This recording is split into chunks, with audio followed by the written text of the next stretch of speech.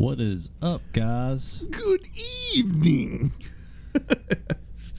I am JP, And I'm Ryan. and we are CineNerds. CineNerds. CineNerds. We got a fun one for you today. We are going to do what our top 5 favorite films of 2024 to close out this year, close out this season of CineNerds. This season. Yeah, we're coming into a new year. We're going to go into season 2. I'm loving that. Yeah. We're that makes us official. So yeah, we're just the way JP was just talking, I think he's got quite a bit more than I do, but did a top 5 for the year, but then I had some honorable mentions. But he's got some other ideas here too. So we're gonna have a little fun with this. Yeah. So we put together our top 5, and we'll start at our number 5, and we'll work our way to number 1 like normal. I'm going to be up front, and I was telling Ryan a minute ago, I decided as I was making my list, I took, for the most part, a lot of the summer blockbusters out of my list because there's other films I felt I wanted to talk about. Now, was there other films that were probably better than some of these? Probably. With the summer blockbusters. I mean, I could sit here and talk about Deadpool. I could sit here and talk about Ghostbusters or Alien, Romulus. These other films that came out. Ghostbusters should make my top 5. No, it wasn't going to, but I didn't want to. I didn't want to talk about films that a lot of you have seen. I wanted to give you my favorite films of the year, and some of them are bigger films that you may have seen, but a couple of them, maybe you haven't. Or they're bigger films that you've been putting off, and now you might have a reason. So that's where I'm thinking of this. Yeah. So yeah, there we go. All right. Who's going first? We're going rock, paper, scissors it again? Here, scissors, shoot. Fuck. Lost in the first one? Hey, we didn't do 4 or 5 in a row this time. Does that mean you want me starting, or are you going to start with that? You know what? You start. Okay. Number 5 for me. Again, favorites of the year. My list is a little bit larger, but I do have some honorable mentions afterwards for a couple of smaller ones. But it was Furiosa. I definitely enjoyed this heavily. I'm a huge fan of the Mad Max movies, and I like this addition to the franchise wholeheartedly. Great we keep talking about these in movies, but great action sequences, great vehicle chase scenes, vehicle combat. What you expect in a Mad Max movie, everything is there, and it's got story too that brings us into the Tom Hardy era of Mad Max that brings it all to full circle, and I enjoyed it heavily. So my original list, I had Furiosa on it, but again, this was one of the blockbusters that I took out. This actually was my number 1 on my list. You told me you love this movie a lot, and I've said it in multiple episodes at this point since the movie came out that this probably is my favorite movie of the year, and because I love the Mad Max universe. I love the practical effects, even though he did more CGI in this one than he normally does. But I love the chase sequences. I love the world of Mad Max. Like, I love the Mad Max, all the Mad Max films. So I was super excited about Furiosa, and so yeah, it was actually on my original list. It was my number 1. I did take it off of my list for my top 5, but yeah, completely agree. It should be in a top 5 list for a lot of people, and there's a lot of people that skipped Furiosa. Why? I'll never know, because the movie is so fucking good. So the brilliance of Frank Miller is that he essentially wants Mad Max to be a figurehead. He doesn't want it to be a singular person. And that was kind of why we always, basically, when we're seeing these movies, we're being told a story about a legend, if you will, or a myth. And so he doesn't want to put a face on him per se, but in each of these stories, that's why You got Tom Hardy, you've got Mad Max. It's still the same person, the way he explains it, the way that it comes across from Miller. And then we get introduced, and so you don't have to. What I'm saying is, you don't have to see the other three movies with Mel Gibson to appreciate the new Mad Max era with Tom Hardy, because Tom Hardy was excellent, and we get Furiosa with Charlize Theron in that movie, and Fury Road was brilliant. So the spinoff, the way it comes in, I don't know, it's just amazing, all of it. Yeah, no, it was great, and Anna Taylor, Joy, yeah, she was great. Yeah. Now, she was no Charlize Theron. I will say this: Charlize Theron and Fury Road. Oh my God, she was such a fucking badass. But she replacing her as a young Furiosa, God, she was great. Mm-hmm. She was great. So yeah. I did like normally when you see background story on characters that are already established, it can go really, really wrong. And Miller did a great job with this. I thought it was done well. I appreciated the whole build up and the way it panned out. Well, it's hard to do a film with a character you know where she's going to end up. Yeah. So, my number 5. This is a movie I've been talking about, and in a lot of ways, I feel like this movie should be further up on my list. I actually kind of like this movie better than some of the couple of the movies that I actually have above it on this list. But I put it at number 5 for lack of funding and budget, because that can hurt a film too, which is the film Beazle. Did you get to watch this yet? I didn't get to watch this yet. I haven't watched this yet. So yeah, Beazle is an indie horror film about a witch that is living in a basement at this home, and it kind of goes through a few different generations of people who live in this home. Like it starts in I think it's the 60s, and then it jumps to the 80s, and then it jumps to the 2000s with different people that are having to feed this witch. And it becomes a possession film on top of a witch film. And I wrote a review on this after I watched it, because I loved it so much. And it has the whole film has kind of a Paranormal Activity meets the original Evil Dead film, kind of combined with elements of, some other, like, and I think I even compared it to, even though it's not even really a comparison, but I think I even threw in, like, The Witch, the movie The Witch. But I didn't like that, just because of some of the character designs and things like that. But really, you could actually compare The Witch to, what's her name? The mother in the basement in Evil Dead. Names that I'll swallow your soul. Yeah, her name's escaping me right now. But you could even compare some of the design to that design. Like it's such a good movie, and if you like indie horror, I don't know what the budget. I actually looked for the budget for this film. I couldn't find it, and I couldn't imagine the budget for this film was probably in the hundreds of thousands. So it was a very, very small budget. So, and what they did with the budget, you could tell they made it work. Cool.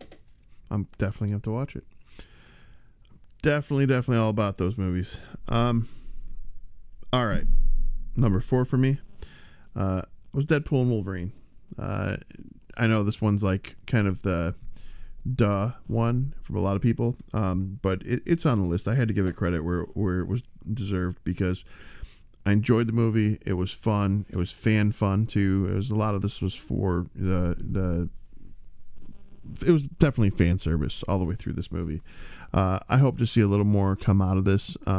If they were able to move forward with this, it'd be great in some other way.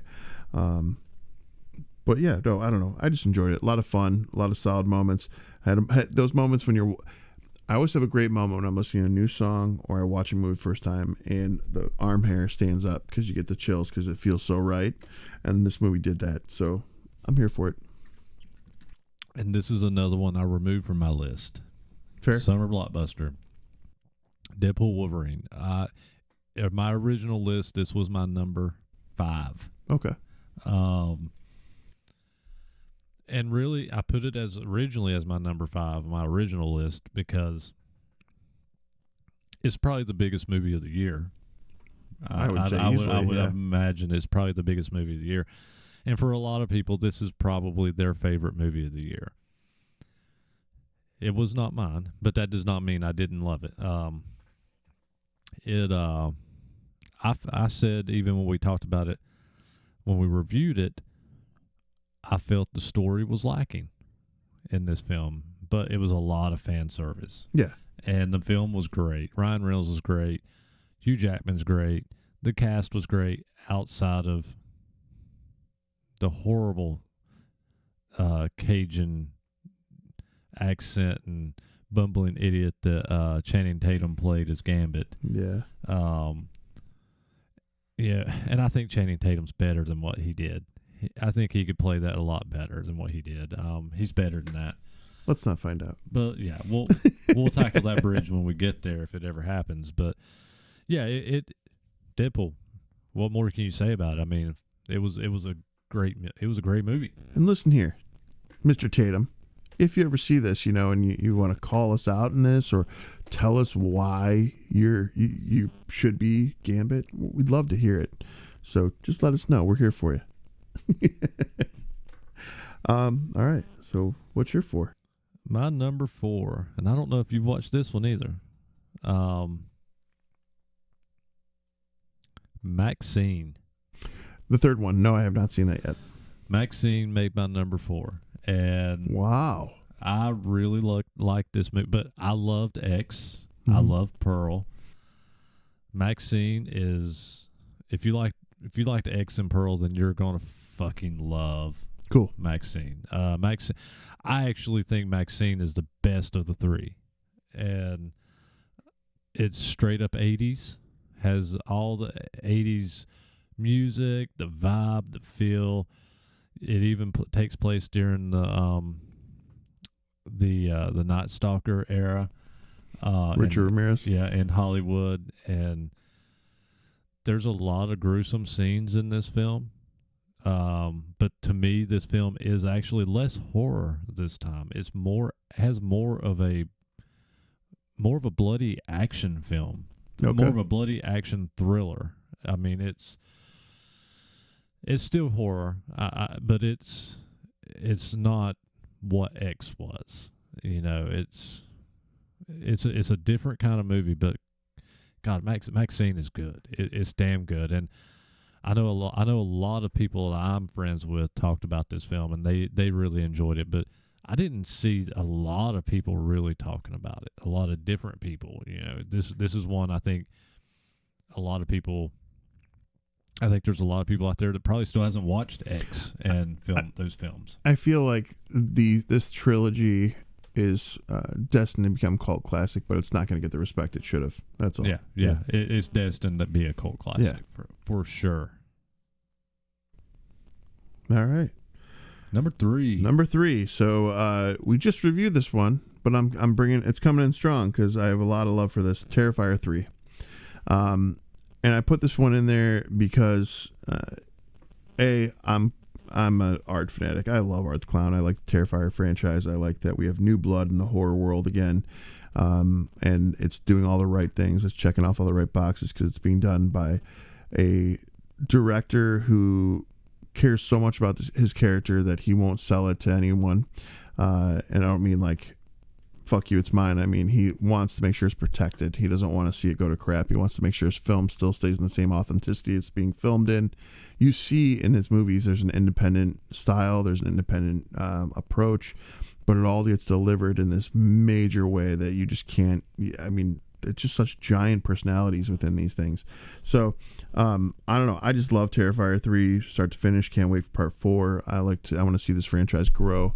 I also do feel that at some point, though, I don't want to see 10 of these, though. I wouldn't mind if maybe we had sub shoot-offs of the other demons. I don't know, but I digress. So I am going to chime in on Terrifier 3. My original list, Terrifier 3 showed up at number 2. Really? On my current list, it showed up as my number 1. Oh, wow. And I put it as my number 1. Now, I think there's better movies than Terrifier 3.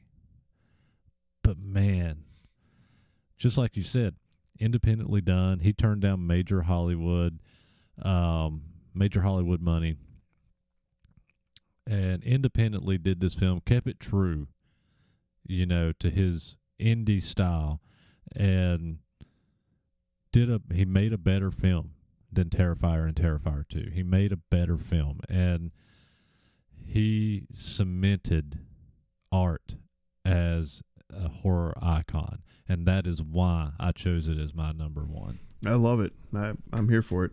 So, yeah. You'll be shocked then when we get to my number 2. I'm going to shock you with my number 2. I'm surprised my number 2 is my number 2. So okay, all right. So yeah.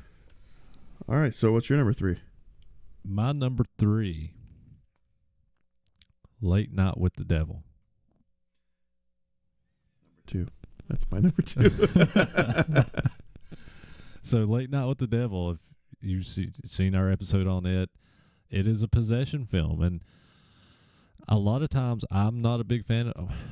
Well, it's a slippery slope with me with possession films, because I obviously love Evil Dead.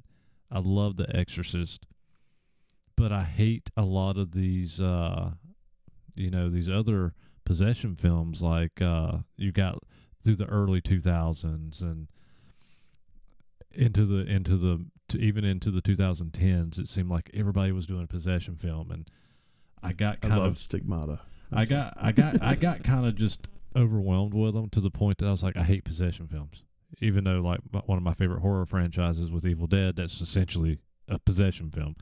But at this point, for a new film to come out that is a possession film, to actually draw me in, it has to be something special. Late Night with the Devil is something special. It's different. It's a creative way of doing a possession film and keeping you interested. Like, that film is, I don't know. I can't think of a more creative horror film in years for what this film is. So I'll talk about it, but piggyback it as my number 2, just so we can move that along. But so I agree wholeheartedly with this one. So Late Night Devil was my number 2 spot. Jack, the main character, the actor who plays him, is phenomenal actor. Long overdue for him to have a main role like this. You have a different and unique approach, I felt, at Possession. You had the magician, you had the guy who was the skeptic, who was trying to prove everyone wrong. You had an actual late show that was putting this on live TV in the movie, obviously, but it was so well done, and the way they delivered it, and the way you had questions, and the way you saw things, and at the end of the movie, when Jack's lost his mind essentially, and I don't know, I went into this movie with very low expectations and came out very happy. So I could not speak more highly of this. Easily deserves number 2 on my list, and it was number 3 on JP's list as well. So good shit. So since I already selected your number 2 and you talked about it, I guess I'm going to my number 2. And I was, like I said a minute ago, I was surprised at this film coming so high up on my list. I would have never guessed this film would have been this high on the list, because personally, this is the 3rd one in the series. The anticipation. I was not the first one was good, but I wasn't a massive fan. I didn't even care for the second one. A Quiet Place Day 1. What? What? Did you watch this one? I did. And how do you choose that? I'm not upset about the movie. I just didn't expect it to be number 2. I know, like, right? What? I didn't expect it. But the more I thought about this film, I fucking loved this film. And I have watched You this. just love cats. I've watched this film. I have watched this film 3 times. I went to the theater and watched it. Then I've watched it twice since it hit digital. And this film is so fucking good. And I love the cancer patient. I love her trying to go home. Like, she's dying. She knows she's dead. She wants to go home. And she has her support cat with her. And essentially, yes, the protagonist in this film is the cat. You could actually do away with the main characters in this film and just focused on the cat, and it would have been just as good. So yes, because of the cat. But that's our $1 million idea. We make a whole film revolved around a cat's point of view. I came out of the theater and I basically said, if you played the video game Stray, if you took the main characters out of this movie, you have essentially made the video game Stray within the Quiet Place world. And I thought it was great. And then the cast that we did have outside of the cat, the kid from Stranger Things, the one that played guitar, and Dustin. Not Dustin. Is his name Eddie? He's yeah. the one that all the girls fell in love with a year or two ago.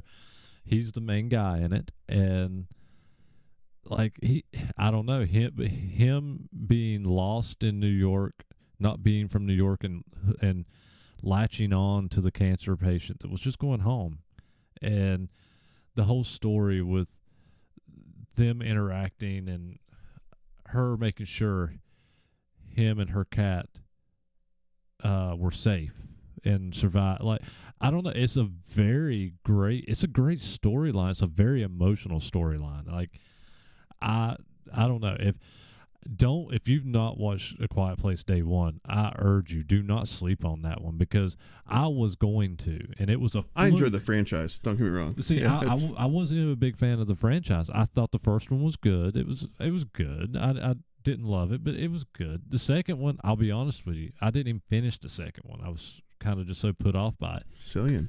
So this one, it was a fluke that I even watched it. It was a fluke I went to the theater to watch it. And when I left the theater, I was like, this movie was so fucking good. And I couldn't stop talking about it. And so when I started making this list, this movie kept getting bumped further up and up, further up. And I was like, I can't believe I'm actually putting this film at number 2.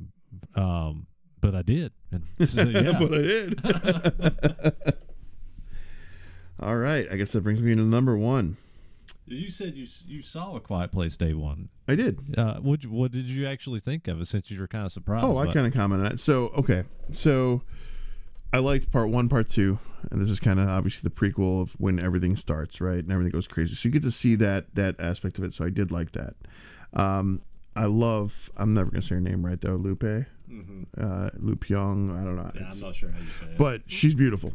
But the role that she's playing is obviously, it's a deep role with her being a cancer patient, and it's hospice, so she's on her way out. All the people that are on her bus and in her group or whatever. And there's a lot of character depth. There's a lot of building. There's a lot of the creatures hunting her, and them understanding how the rules have to happen. They learn it on their own as they go. This cat's always lurking around, and she wants to make sure cat's always safe. So yeah, it's interesting. The best dynamic of it is that cat. I mean, no joke. Yeah. So I enjoyed it. I liked it. I didn't expect it on a top 5 list, but I definitely liked it. So watch it again, and you might change your opinion. It might show up in the top 5 list. Not mine. If you take the blockbusters off your list. Not mine. But I will end it on a good other blockbuster. Alien Romulus. This movie, they've done so many. And this is your number 1, right? This is my number 1. They've done so many twists and turns with this franchise, and so many things that were questionable, and spin-offs and different movies, and I was really concerned going into this about how it was going to pan out, if we were going to get a worthy story or if we were going to get a shitty Alien story. Because I'll tell you what, man, I didn't see Alien first. I saw Aliens when I was a kid first. I saw the second one. And that fucking thing scared the shit out of me when I first saw it. Because just the anticipation, the hype of the motion sensors as they're creeping in and you see them moving closer. There's something so real about that intensity, that anxiety in that moment, that made me love that film even more. And they brought all those aspects, all those things came to play in this movie.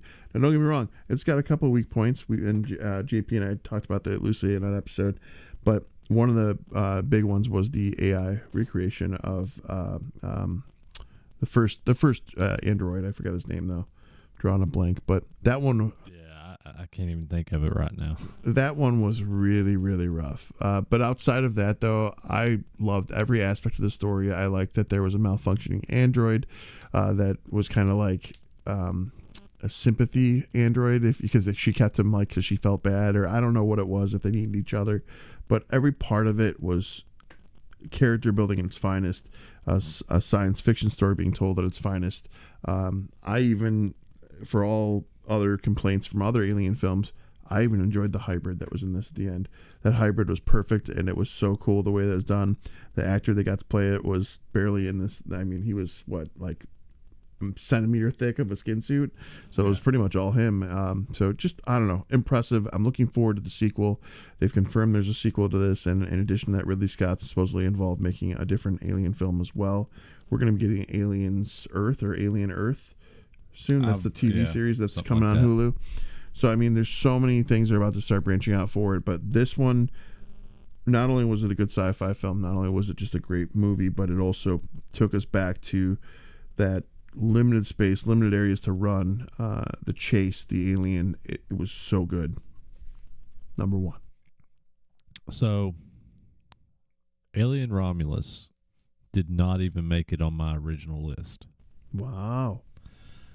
I enjoyed it. I think when we talked about it before, I said it would be my third favorite in the Alien movies. We'll watch it again. Maybe it'll be on that list. But when I say a third favorite in Alien movies, I also don't count Prometheus. I would still put Prometheus over this. Different respects. Yeah. So, I enjoyed Romulus. You don't count Prometheus? I was comparing it to just the Alien films. I do count it, but I'm just saying I'm comparing it to the actual Alien films. I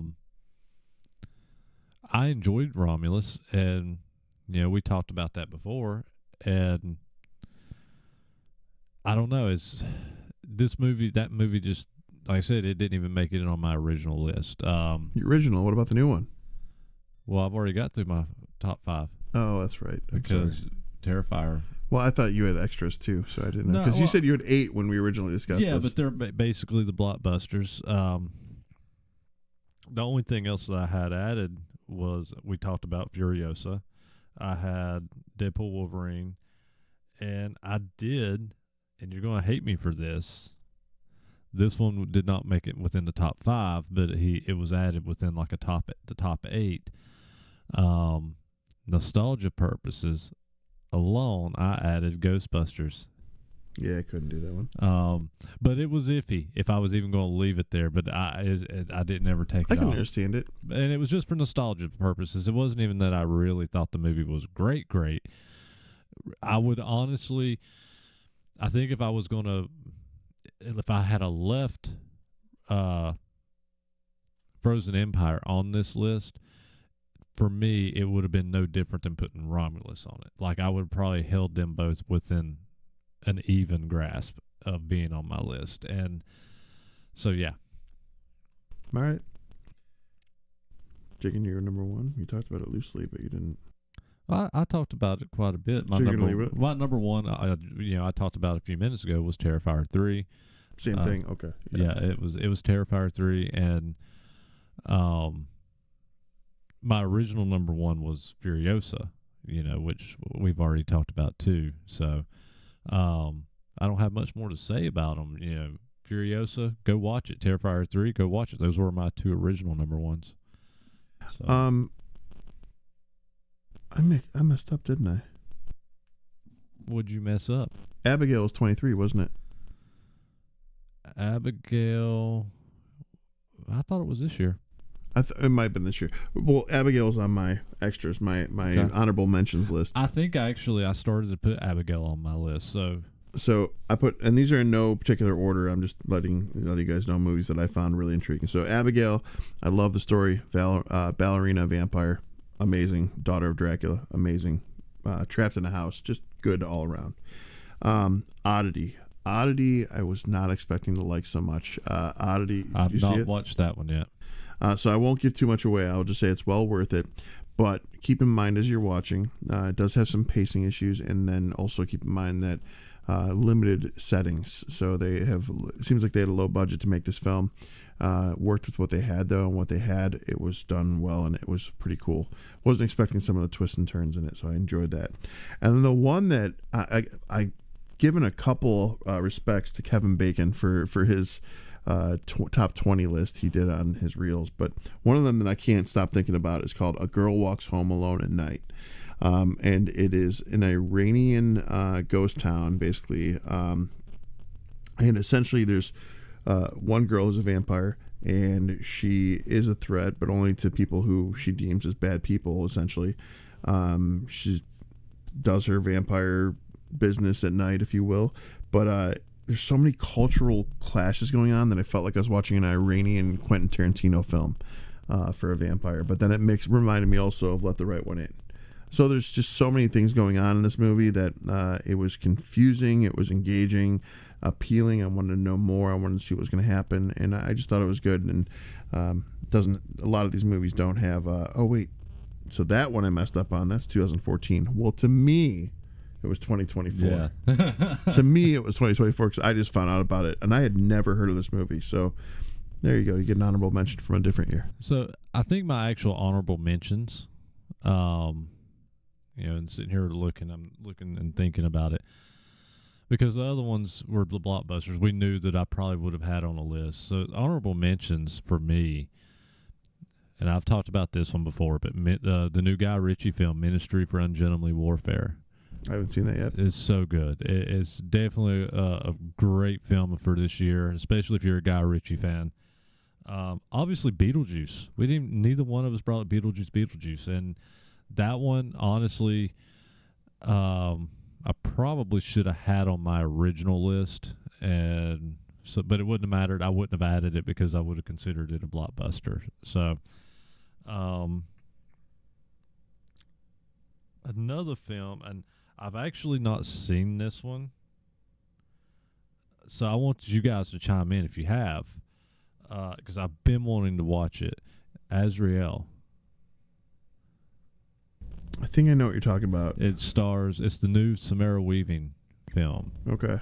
And anybody talks to me, they know I kind of have a soft spot for Samara Weaving between the Babysitter movies and Ready or Not. I think she's great. And she's going to be such a horror icon. In cult classic horror films, I think at some point, she's great, but she has a new film called Azrael. So if you've seen it, chime in, let me know, because I plan on maybe trying to watch that sometime in the near future. And to that point of chiming in, we have listed all the movies that we think are worth watching from this past year. So chime in with some of your favorites. Want to see what you're looking at, what everyone's taking in, any genre whatsoever. So just tell us what movies kind of piqued your interest for the year, because we'd like to check them out if we haven't already. Yeah, and there's a lot of films that I've not watched yet that came out this year. There's not enough time. Yeah. It's so hard to get to nail in everything you want. Yeah, between touring this summer, and I've had a busy fucking year touring, and you've had a busy few months too with shows, and between watching movies for the podcast and then just being so burnt out and just having to put something on TV just to veg out, but you don't want to focus on, there's a lot of films that I've not watched yet, like Long Legs. I haven't watched that one. Oh, that's worth a watch. There's Definitely. a lot of them out there that I've not watched that are newer films. So if there is some newer films that you don't think that we've seen, yeah, chime in the comments, or you write on our Facebook, comment and just say, hey, go check this one out. You might like it, or shoot the email. The email? Do you mean 3cinenerds@gmail.com? Because I think that's what he meant. That's the one I was talking about. It's a pretty good email, especially if you have questions or suggestions. Just saying. So on that note, though, you know the drill. Go over to that Facebook bio and check out our links for all of the Audible listening pleasures that you have. And, yeah, give a listen. Pick up some swag while you're there. Go to our merch store. All that fun. And then you can go click like. You can share. You can most definitely subscribe. And you can write us a review. He changed it, though. In the same sequence. But it was pretty damn good. But yeah, write us a review on our Apple Podcast page, on our Facebook page. Go click the little dots on our Facebook page. Slide down to where it says invite friends. Hit that.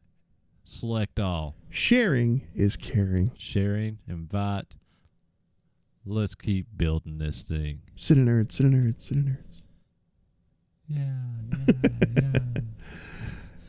Happy New Year, everyone. Peace out. Happy New Year, and see you next season, which will be next Thursday. Outstanding. Later.